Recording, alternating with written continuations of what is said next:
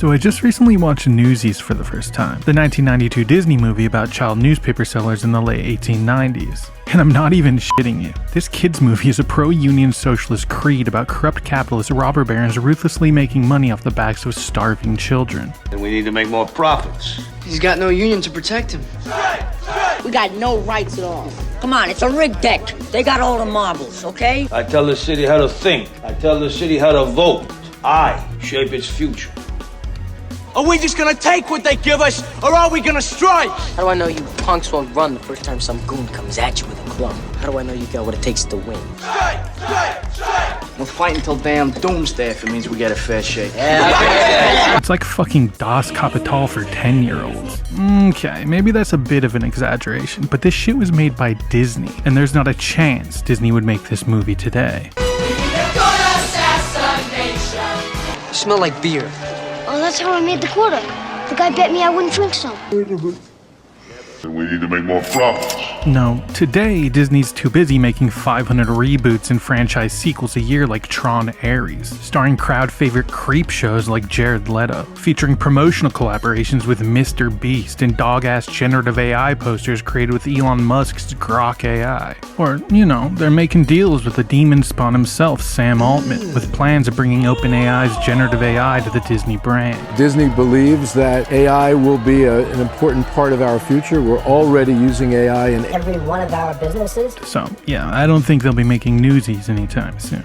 Now, if you've never seen this movie, I promise this isn't just another kids movie where the singing and dancing is more important than the story here. In fact, I'd say the songs and singing itself actually work against it. I'm not saying the songs are complete ass or anything, but let's just say for a Disney movie, you're not getting Aladdin here. You're not getting Tarzan. There is some impressive choreography in this movie, and you can tell these kids are dancing with their whole hearts, and we support that. But where the movie lacks in Christian Bale's singing chops, A guy can't catch a break. it makes up for in being, I don't know, fucking anti-police. The cops in Newsies are always like abducting and beating on poor homeless children and throwing them into children's prison systems. Who is he, and why was he chasing you, and what is this refuge? Refuge is just jail for kids.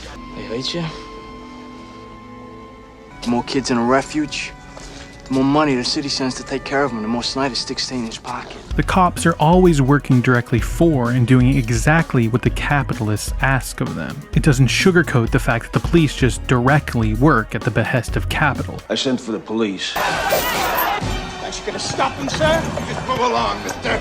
Their job is basically to just shut the f up and do whatever the newspaper barons tell them to do. They're willing to absolutely debase themselves in order to torment little starving kids because the owners of the newspapers said so. I mean, after these kids decide to unionize, the first newsie abducted by the police, tossed into jail and locked up was a disabled kid. These cops are pigs.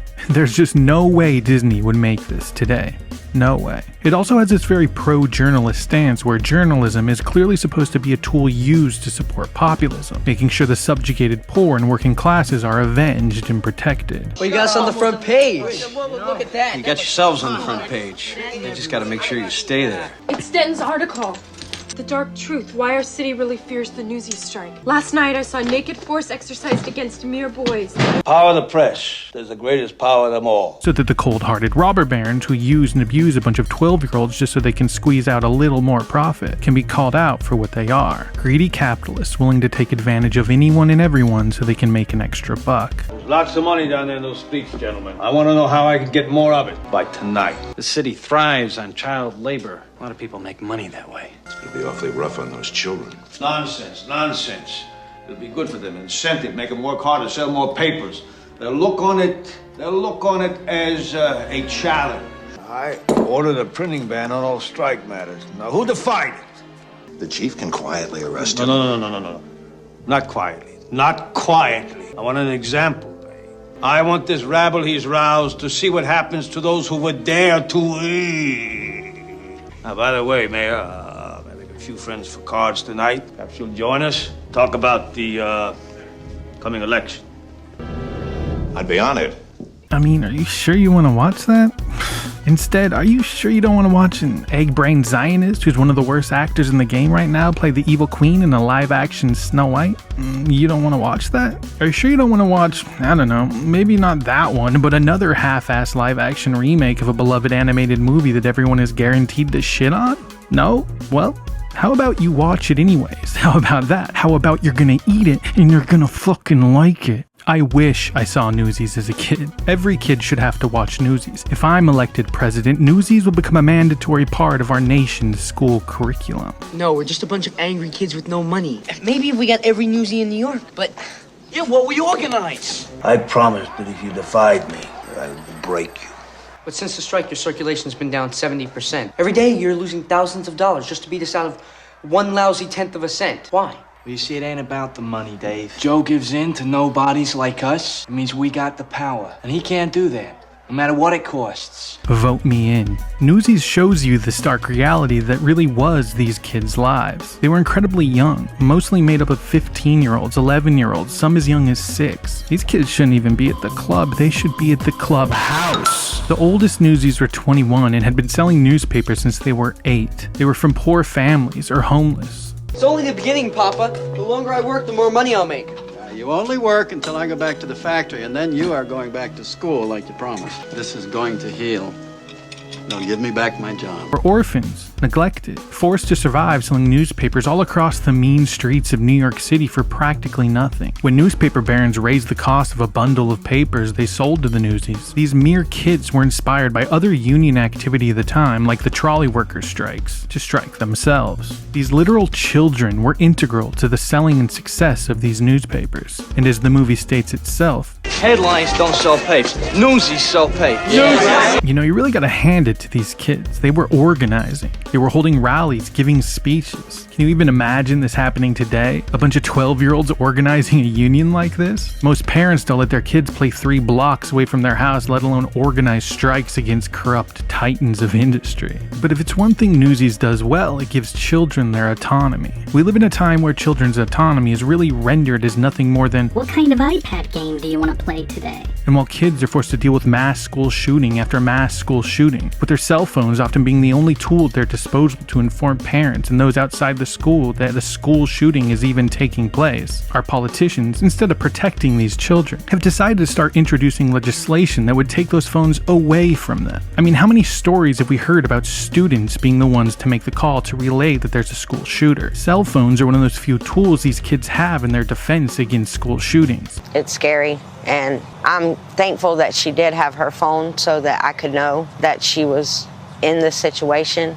And again, politicians won't protect kids before the school shootings happen, so kids are forced to protect themselves during the horrors of school shootings. The same goes for kids who have seen their classmates being abducted by fascist ICE Gestapo. Removing the main source of telecommunication from kids who are facing fascism is just more of the same, burying our heads in the sand about that fascism, allowing it to spread as we stare it directly in the face as it approaches us. Our politicians won't protect these kids from the unending terrors of school shootings. No, instead they'd rather take away the one source of quick communication while basically saying, sorry kids, we know you use these phones to defend yourself in mass shootings, but we're taking them away because it's turning you into a little dumbass. Ah, perfect, what a great solution. It's kinda like how kids' movies used to have guns in them. Then kids started dying from mass shootings. Then guns were removed from the kids' movies. But kids still kept dying from mass shootings because politicians refused to protect them.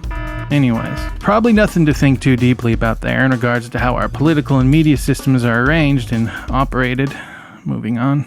We really did used to care about this sentiment we find in Newsies, holding the powerful to account, holding our government to account. Think of the intro title cards to Scarface from 1932, which reads, "Every incident in this picture is the reproduction of an actual occurrence, and the purpose of this picture is to demand of the government. What are you going to do about it? The government is your government. What are you going to do about it?"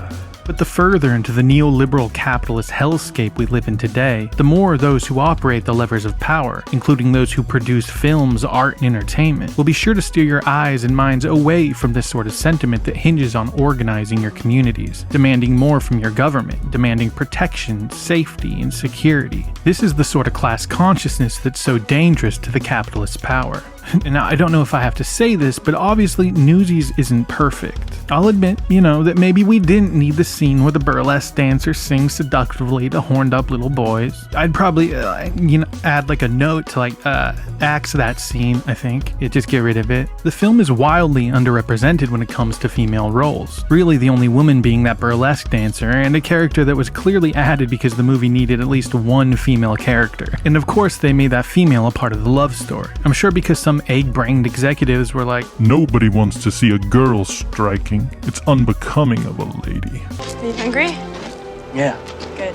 So I made you breakfast. But the truth is, girls were a part of the strike, though their numbers were far fewer than the boys. The same goes for the black Newsies who sold papers all across the city who, while there's like one black character, were for the most part not just underplayed but blatantly omitted in the movie. Because in the end, Newsies is still a Disney movie from 1992. Of course it'll sugarcoat and water down a lot of the truth, a lot of history, and it even gives the Newsies themselves a much bigger win than they got in real life. In the movie, the price of a bundle of papers was successfully lowered, but in real life, the price increase stayed. But the newspaper companies agreed to buy back any unsold papers the Newsies couldn't sell. Now while this isn't ideal and definitely wasn't what the Newsies were asking for, it really was quite a show of force for some kids to do all of this. Their strike was not inconsequential, and it inspired other Newsies strikes of the time all around the country. And right now, at a time where a 34-year-old socialist Muslim has won the New York City mayoral race, there's a lot of people out there asking if he really has the experience to be mayor of New York City. But I think these people forget that your experience is only worth as much as your class consciousness. I mean, Martin Luther King Jr. was 34 when he gave his I Have a Dream speech. When Harriet Tubman did her first Underground Railroad rescue, she was around 30 years old. And for my red-blooded patriots out there, Thomas Jefferson was only 33 when he signed the Declaration of Independence. And these children organized a labor strike against capitalist newspaper barons in 1899. Again, experience is only worth as much as your class consciousness. Oh, the movie also ended with Teddy Roosevelt coming in at the last moment to support the Newsies, and well, that you don't need to look it up or anything. That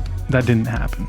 But from what we've come to expect from your run-of-the-mill Disney movie musical, Newsies stands out as a movie that champions the poor, champions the working class, shows the greedy capitalists for what they are, how depraved they are, perhaps more clearly, obviously, and directly than any other Disney kids movie. I mean, it's a Disney movie, Disney being one of the most blatant examples of capitalism on the planet, whose namesake literally testified to the Senate against his own animators in 1947, accusing them of being communists after they too organized and striked for workers' rights. I believed at that time that Mr. Sorrell was a communist because of all the things that I had heard and had seen his name appearing on many of the Commie Front things. Well, the result was that he struck. And when he pulled the strike, the first people to smear me and put me on the unfair list were all of the Commie Front organizations. I can't remember them all, they've changed so often. But one that's clear in my mind is the League of Women Voters. Ah, the happiest place on earth. But Newsies, like much of the media that's produced within a neoliberal capitalist system, it'll often nonetheless have a tendency to whitewash the truth. Just like how much of our media tries to convince us that after the Civil War, America was suddenly free from slavery, a new nation, despite Reconstruction never truly happening after the Civil War. The Confederates weren't dealt with after the Civil War. There was no true Reconstruction. Or how the media after World War II makes it seem as if we rid the Nazis from the world after they were defeated, even though denazification also never actually happened. The Nazis also weren't dealt with after World War II. There was no true denazification. History shows us that Reconstruction and denazification were massive failures. And now, here we are, forced to live in the racist and fascist neoliberal hellscape that was allowed to flourish due to both of those failures. So that's why I was surprised to find the clear pro-union and anti-capitalist sentiment at the heart of a Disney musical from 1992. Because the whole point of the capitalist machine since the early 1900s has been to thoroughly crush socialism, to crush communism, crush unions, crush solidarity, crush class consciousness. They were capitalists. Don't blush, folks. It's nothing to be ashamed of. If a person supports organizations which reflect communist teachings, she may be a communist.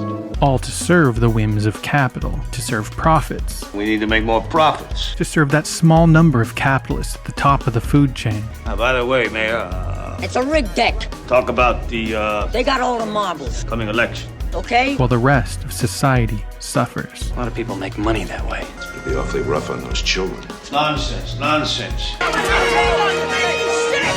So yeah, in that sense, Newsies does give us a little reason to pat it on the back, a reason to do a little song and dance. Because we all know that Disney would never make Newsies today. They couldn't make Newsies today. I mean, how could they? Their shareholders wouldn't allow it.